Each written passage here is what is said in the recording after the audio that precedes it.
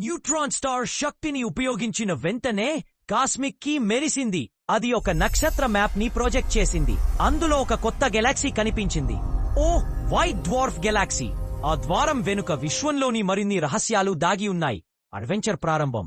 జుహిత తన రోబో కార్ని star jet మోడ్లోకి మార్చింది. ఆమె ముఖంలో ఉత్సాహం. ఇది నా కొత్త యాత్ర ప్రారంభం.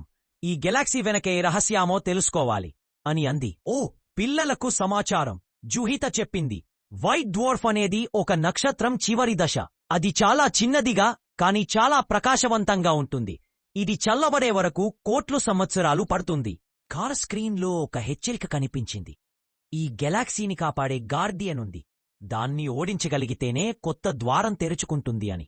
చీన్ అడిగింది కార్ని, ఆ గార్డియన్ ఎవరు? అది స్నేహితుడా లేక శత్రువా అని. ఆ ద్వారం ముందు ఒక స్టార్ గార్డియన్ ప్రత్యక్షమయ్యాడు. అతని శరీరం ప్రకాశించే నక్షత్ర ధూళితో తయారై ఉంది. అతని కళ్ళు సూర్యుడి మాదిరిగా వెలుగుతున్నాయి. ఈ ద్వారంకి శక్తి మాత్రమే కాదు, ధైర్యం, తెలివి కూడా ఉండాలి అని అతను గర్జించాడు.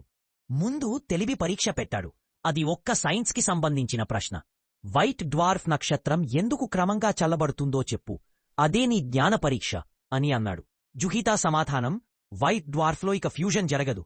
ఇది క్రమంగా చల్లబడుతూ చాలా నెమ్మదిగా ప్రకాశం కోల్పోతుంది అని తకుమని సమాధానమిచ్చింది.